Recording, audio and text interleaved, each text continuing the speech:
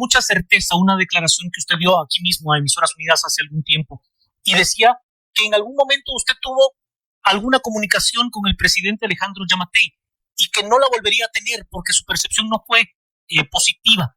¿Qué hizo que se rompieran esos vasos comunicantes con la presidencia de la República? Y a eso quisiera añadirle, cardenal, ¿cuál considera que es la valoración de la actual administración gubernamental en los últimos 4 años? Bueno, sí, yo menciono eso porque realmente yo conocí al presidente Alejandro Giammattei, lo fuimos a visitar una vez a la cárcel con el cardenal Quesada en ese tiempo, cuando también estaba ahí preso el señor Portillo. Y bueno, en varias ocasiones lo he repetido, participé en foros donde el señor Alejandro Giammattei estuvo presente y me gustaba su discurso y me gustaba su planteamiento. Por eso cuando él fue elegido presidente, yo personalmente puse muchas esperanzas. Me recuerdo aún cuando hicimos la celebración del Te Deum allá en la iglesia catedral, él estaba ahí con sus hijos y hablamos. Pero después, cuando sobre todo aquí teníamos los problemas en San Mateo y Ixtatán, también comenzamos a tener una relación mucho más cercana. Pero un par de veces, pues yo le hice alguna indicación de algunas situaciones, pero vi en sus respuestas que no, esto no iba a funcionar en ese sentido que yo lo tenía en mi cabeza, de una relación muy franca y muy directa. Y entonces yo dije, bueno, no, con él no se podrá ya hablar en el futuro, entonces ahí que él haga lo que él tiene que hacer. Y fue por eso que desde ese momento yo rompí esa comunicación que quería yo tener. Pero luego también, poco a poco me fui dando cuenta de las situaciones, de las actuaciones. Pero si usted se da cuenta, yo no fui muy crítico de las actitudes y de las acciones del presidente Giammattei hasta los últimos tiempos, porque ya realmente era insoportable ver lo que estaba pasando en el país. Y fue cuando yo de nuevo dije, no, hay que hablar. Y si a todo esto se añade otra serie de circunstancias que hubo de instituciones que no estaban cumpliendo con sus funciones, pues eso hizo que yo dijera, no, yo soy un ciudadano guatemalteco, tengo una responsabilidad y quiero expresarla, y así es como lo he venido haciendo. En resumen, yo creo que los analistas van a tener una importancia muy grande cuando nos presenten, así con análisis objetivos, con hechos, con cifras, cuál fue el desarrollo y la gestión de este gobierno.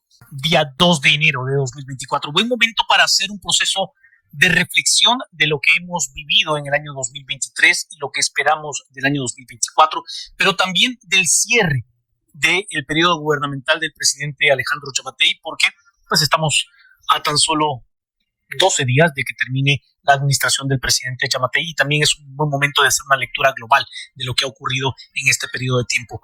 Y por ello le agradezco muchísimo al cardenal Álvaro Ramazzini, obispo de Huehuetenango, estar con nosotros y poder hacer ese tipo de lectura de lo que ha sucedido en 2023, de lo que se espera para 2024 y del periodo gubernamental del presidente Giammattei.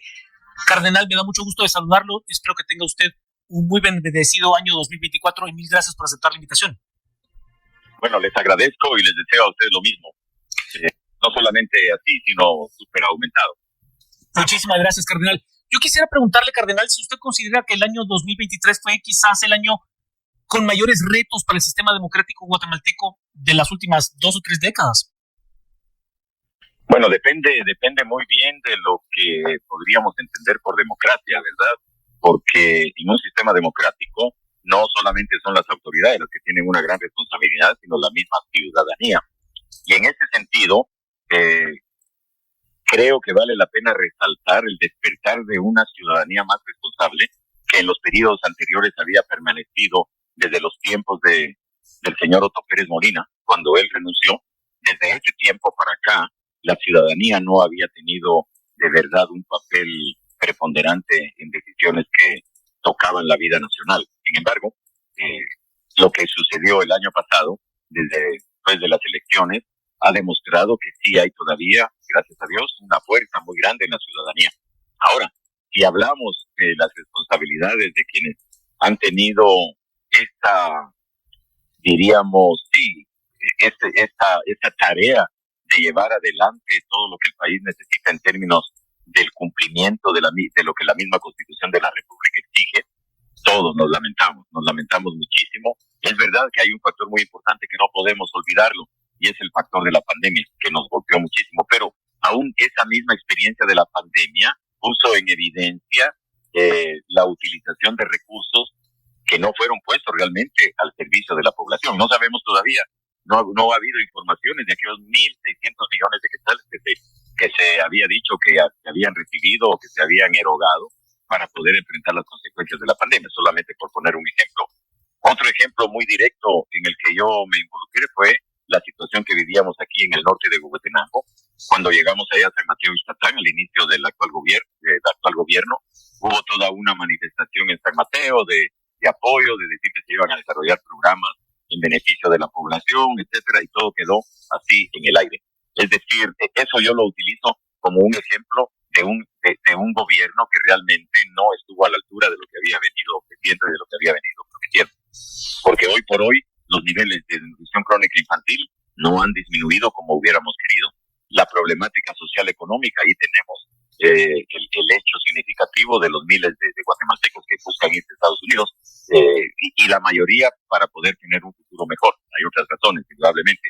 Ahí tenemos también la situación como de desestabilidad, el tema de asesinatos que ha habido, etcétera, ¿no? Es decir, al final uno puede decir no, estos gobiernos anteriores no han entrado a fondo a resolver la problemática sustancial del país. Cardenal, usted que es un lector permanente de la realidad nacional, no existe dinero para todo ni capacidad para hacerlo todo al mismo tiempo. ¿Cuál considera usted que deben de ser las grandes prioridades transformadoras de la sociedad guatemalteca para los próximos 4 años? Bueno, muy difícil la pregunta, ¿verdad? Pero así de primas a primeras, tomemos en cuenta que en 4 años no habrá mucho que se pueda hacer, porque tenemos ya una estructura de tantos años que irla cambiando poco a poco será un reto. Para mí, un reto es el poder lograr que este gobierno establezca, el nuevo gobierno quiero decir, establezca todo un plan de trabajo que se vaya desarrollando poco a poco en los próximos años. Pero ahí entran otros actores, como es el Congreso de la República, en donde vamos a ver cómo queda conformado este Congreso de la República, porque son una fuerza importantísima para cualquier acción que tenga que ver con el desarrollo. Ellos hacen las leyes, ellos aprueban el presupuesto con toda esta discusión que hubo. Es decir, tenemos que pensar en la responsabilidad de ellos, pero también en la responsabilidad del empresariado guatemalteco, que ha habido cambios en la mentalidad de algunos empresarios, pero yo esperaría que los cambios de mentalidad fueran todavía más amplios y más profundos. Seguimos enfrentando el problema de la pobreza. El problema de la migración es resultado de este factor que se llama pobreza. Seguimos enfrentando la destrucción de nuestro medio ambiente. El tema del uso del agua aquí en este país debe de ser revisado y debe de ser visto a largo plazo. El cuidado de nuestros bosques, el tema de la utilización de la tierra es un problema todavía no resuelto en este país. Y claro, indudablemente, la atención sanitaria. Es decir, debe de haber una reforma muy profunda del sistema de atención sanitaria en este país. No podemos seguir dependiendo de sanatorios privados que nos cobran unas cantidades tremendas de dinero. Y otro tema sobre el que yo tengo una idea obsesiva, y ahora aprovecho para decirlo, es tenemos que revisar todo el tema de los precios de los medicamentos. Eso llora sangre cuando tenemos que comprar medicinas que nos cuestan un ojo de la cara y la gente no tiene dinero para eso. Es decir, hay que ampliar todavía mucho más la cobertura de salud, que incluya también facilitación de medicamentos. Y eso tiene que ver también con un análisis muy serio y muy profundo del Instituto Guatemalteco de Seguridad Social, porque realmente yo escucho quejas de que no hay una atención, de que no les dan los medicamentos que necesitan a enfermos crónicos, en fin. Yo creo que en este momento es muy importante como centralizar en prioridades que sean, valga la repetición, absolutamente prioritarias para el bien de los guatemaltecos. Con el cardenal Álvaro Ramasini, obispo de Huehuetenango y lector permanente de la realidad política guatemalteca.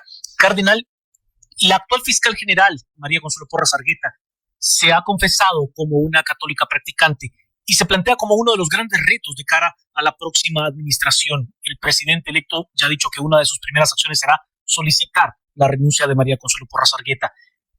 ¿Usted ve la posibilidad de que la Iglesia Católica pueda ser un mediador en la relación que pueda tener el próximo gobierno del presidente electo Bernardo Arévalo y la fiscal general María Consuelo Porras Argueta, o ve como poco probable de que hayan lazos comunicantes alrededor de la figura de la fiscal general? Bueno, eso dependerá mucho, sí, del próximo gobierno, indudablemente. pero la posición nuestra siempre ha sido una posición de apertura al diálogo.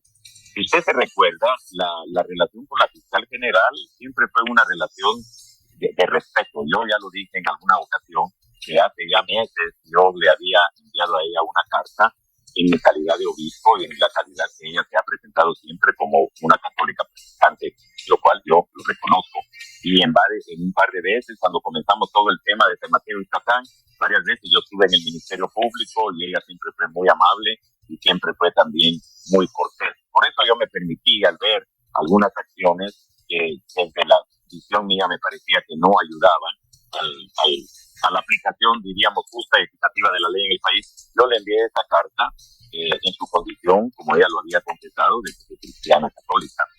Bien, eso pasó, pero luego después se recuerda usted de la intención que tuvo el arzobispo Gonzalo de Villa también de hacerle una visita, pero desafortunadamente la visita que se había planteado como una visita personal, de tú a tú, por decirlo de ese modo, no se realizó, porque cuando el arzobispo llegó estaba ahí todo el equipo de la fiscal general e inmediatamente después hubo declaraciones de ella. Fue cuando yo personalmente le dije al arzobispo, mira, tenemos que hacer una declaración de esto porque no quiero, y yo estoy seguro que otros obispos están de acuerdo, aunque yo no lo había pensado, que se nos haga ver que estamos totalmente de acuerdo con las decisiones y las actuaciones de la fiscal general. Y el arzobispo hizo entonces una declaración propia. Desde entonces, no he tenido yo ya desde hace tiempo, no tuve ya ningún contacto con la fiscal general. Y yo siempre he dicho, en los asuntos de la relación personal de alguien con Dios, nadie tiene derecho a intervenir. Es asunto de la conciencia y es asunto de una responsabilidad personal. Pero en este caso, cuando yo tomé la decisión de enviar esa nota a ella, era porque yo entendía la responsabilidad social que una persona creyente y practicante de su fe, como ella lo ha demostrado, tiene. Y que se puede equivocar, porque nadie es infalible. Ni siquiera el Papa es infalible, excepto cuando habla, etcétera, ¿no? Pero en ese sentido fue el tratar de un acercamiento, al menos por ese medio epistolar. Pero bueno, esto no resultó y ahora pues estamos como estamos. Veremos a ver cuál va a ser la reacción de ella en el nuevo gobierno. Ella tiene claro que ella debe de cumplir lo que la Constitución le manda y la ley del país le manda. Pero claro, es aquí donde pueden encontrarse diferentes opiniones, porque para unos puede ser una interpretación unilateral, parcializada, para otros puede ser una interpretación justa, equitativa. Lo que siempre nosotros pedimos desde la conferencia episcopal es que los funcionarios actúen de acuerdo al principio de la equidad y de la justicia. Y al menos desde mi punto de vista, eso es lo que ha fallado en la administración de la Fiscalía General de la Nación en estos tiempos. Cardenal, usted en determinado momento anunció que saldría del país y efectivamente salió, pero la pregunta principal en ese sentido, cardenal, es, ¿en algún momento usted se sintió amenazado? ¿Sintió que su integridad corría peligro estando en Guatemala? No, en ningún momento. Lo que dio origen a todo esto fue para este año pasado, a mí la organización de los obispos católicos de Alemania, Denia, que nos apoyan muchísimo, me pidieron que yo fuera a apoyar y a inaugurar la campaña de recaudación de fondos y de concientización en Alemania, pero coincidió que un par de días antes, cuando había habido también la aprehensión de aquellos líderes y catedráticos universitarios, si usted se recuerda que al final les dieron pues prisión domiciliaria y el pago de una multa, me llamó alguien de los 48 cantones para decirme, mire, hemos escuchado que hay una orden de captura también contra usted. Ahora después yo me he informado también que ha habido órdenes de captura contra algunos sacerdotes que se han manifestado públicamente en una actitud de denuncia. Pero bueno, ese es otro tema, ¿no? Entonces, delante de eso, yo dije, bueno, yo no he sabido nada, pero voy a hacer público esto porque la mejor manera de que las situaciones se aclaren es haciéndolas públicas, y fue por eso. Ahora, coincidió que en ese momento yo tenía que salir al día siguiente, a los 2 días, tenía que salir para Alemania para esta campaña de Ben. Y eso fue lo que creó un poco de confusión, como diciendo que yo me había escapado del país, que yo me había huido del país, y por eso hice una declaración desde la primera escala que tuve que hacer allá en Houston, donde dije, no, yo voy a la campaña de Albania para apoyar lo que me han pedido desde el mes de febrero del año pasado. Esa fue toda la historia. Cardenal, ¿cómo valora usted la importancia del liderazgo de 48 cantones y de otras organizaciones de los pueblos originarios durante el año 2023. ¿Cómo la valora a partir de lo que ha sucedido en este periodo postelectoral? La valoro muy significativamente. Es decir, siempre muchos sectores de la sociedad guatemalteca han pensado que los pueblos indígenas han estado dormidos, pero no es así. Ahora, yo sí no quisiera que todo se centralizara solamente en los 48 cantones, porque hay otras organizaciones indígenas, la alcaldía de Curlá, por poner un ejemplo, algunas organizaciones del Quiché, alguna organización así misma de Huehuetenango, que han estado apoyando, como también de los mismos pueblos incas. Es decir, el peligro siempre de dar demasiado protagonismo o a una persona o a una asociación o a una organización, realmente es peligrosa esta apreciación, porque hay otros muchos sectores que estamos involucrándonos y tenemos que hacer un frente común. Esto no quita para mí para nada la importancia y la decisión que tomaron los 48 cantones y que asumieron una responsabilidad cívica muy grande, que están ahí todavía, y yo lo valoro y lo aprecio y realmente los alabo. Y además, repito, cuando he visitado allá a las personas que están en el Gerona, pues ahí están también la alcaldía indígena de Sololá, representantes de movimientos indígenas del Quiché. Bueno, en una palabra, creo que la iniciativa laudable bajo todo punto de vista, inspirada desde el inicio por los dirigentes de los 48 cantones, ha hecho ver que en este país la representatividad y la incidencia de los pueblos indígenas es mucho mayor que la que nosotros ladinos pudiéramos imaginarnos. Y mi deseo es que esta cohesión y este fortalecimiento de acciones comunes de las poblaciones indígenas siga creciendo. Ahora en una actitud mucho más fácil, dada la actitud también del nuevo gobierno, y me llamaba la atención que la misma vicepresidenta estuvo en la inauguración de la entrega del cargo a la nueva directiva de los 48 cantones. Cardenal, siendo usted un hombre de fe, ¿en fe qué espera para Guatemala en los próximos años? ¿Cuál es su esperanza a mejor para Guatemala? Pues es eso lo que usted ha dicho, que salgamos de todos estos atolladeros en los que nosotros mismos, por un mal uso de nuestra libertad y de las pasiones que los seres humanos tenemos, hemos estado viviendo y hemos estado compitiendo. Yo siempre sueño y sigo soñando con una profunda reforma en el sistema agrario del país, que no es repartición de tierras como muchos lo han malinterpretado, no. Sigo pensando en una política económica que realmente disminuya esa migración tremendísima que tenemos hacia Estados Unidos. Esperaría que realmente haya una colaboración entre los gobiernos centroamericanos para plantear al gobierno de Estados Unidos una reforma migratoria, que ahora no solamente es de centroamericanos, ahora son venezolanos, ahora son haitianos, pero sobre todo viendo esa panorámica de una migración hondureña, nicaragüense, salvadoreña, guatemalteca. Yo esperaría esto, un frente común para de verdad lograr cambios fundamentales en la política migratoria norteamericana. Desearía y esperaría una mayor conciencia y una mayor sensibilidad en el sector económico. Y hablo sector porque en el sector económico hay personas que yo conozco que tienen un sentido ético en lo que se refiere al comercio y a la industria, y hay otros que no. Pero yo desearía eso. Y claro, vamos a enfrentar el tema, el Papa lo ha venido diciendo, el tema del cambio climático, y yo esperaría que este tema de verdad, que tiene que ver con el modo como utilizamos los bienes naturales que tenemos, pueda ser enfrentado de una manera científica y de una manera colectiva. Bueno, eso es todo para decir. Me sigue preocupando grandísimamente el tema de la desnutrición crónica infantil, que no ha tenido los grandes avances que a esta altura de los años deberíamos de haber tenido. Me sigue preocupando la cobertura educativa de los jóvenes, de las señoritas. Me sigo pensando en realidad en un sistema educativo que facilite un desarrollo intelectual y profesional mucho más inclusivo, que prepare a las nuevas generaciones para que asuman el destino del país. Y sobre todo, pues, desearía y esperaría que todos los guatemaltecos nos hagamos ciudadanos responsables. Yo he estado insistiendo ahora delante de las alcaldías nuevas que van a tomar posesión. Le he venido diciendo aquí a las comunidades, ahora que he estado saliendo en las parroquias, hagan cabildos, exijan a sus alcaldes. La ley nos permite y nos da derecho a eso, porque hay una apatía y una indiferencia. Claro, hay que luchar por la vida de cada día. Entonces, ¿cómo me voy a preocupar yo de los problemas de mi municipio si tengo que resolver el problema de falta de comida en mi propia casa? Pero tenemos que seguir creando una ciudadanía responsable. Y ahí yo pongo mucha esperanza en los jóvenes, hombres y mujeres de este país.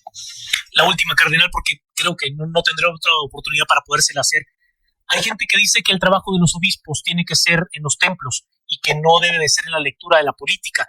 ¿Qué le contesta, cardenal? Perdóneme. Que están totalmente equivocados y que tendrían que hacer un curso de doctrina social de la Iglesia para verificar el gran error en el que están. Es un gravísimo error y que no se olviden de lo que Juan Pablo II ahora tanto vino a decirnos aquí la primera vez que visitó Guatemala. La fe sin obra no puede vivirse. Y un obispo es el primero que debe de dar un ejemplo de creyente, pero creyente que tiene los pies en la tierra, que comparte las preocupaciones, los dolores, las penas, las aflicciones de la gente a la que sirve. No podemos, obispos, quedarnos ahí encerrados en nuestros templos mientras todo el mundo se viene abajo. El Papa Francisco lo ha dicho desde que asumió el pontificado. Lo ha dicho con una claridad meridiana. Pero no solamente él es el que lo ha dicho, él lo ha recordado con fuerza. Pero ya, desde Paulo VI, a estos hermanos que dicen lo que usted dijo, que dicen, yo les diría, lean la encíclica El desarrollo de los pueblos de San Pablo VI, léanla. Métanse en el conocimiento de la doctrina social de la Iglesia. Y entonces sus ideas se van a aclarar. Cardenal, no sabe cuánto le agradezco la deferencia de haber tomado la comunicación y haber podido charlar con usted. Le deseo que tenga un gran año 2024, cardenal. Mil gracias. Pues si usted me lo desea a mí grande, yo se lo deseo a usted grandísimo, para que todo su trabajo y su responsabilidad periodística le dé a usted grandes satisfacciones, a usted y a sus colaboradores. Y bien, hasta aquí el video de hoy. Recuerden que ustedes tienen la última opinión, la cual pueden dejar en la cajita de comentarios. Dicho esto, nos vemos en el siguiente video. Adiós.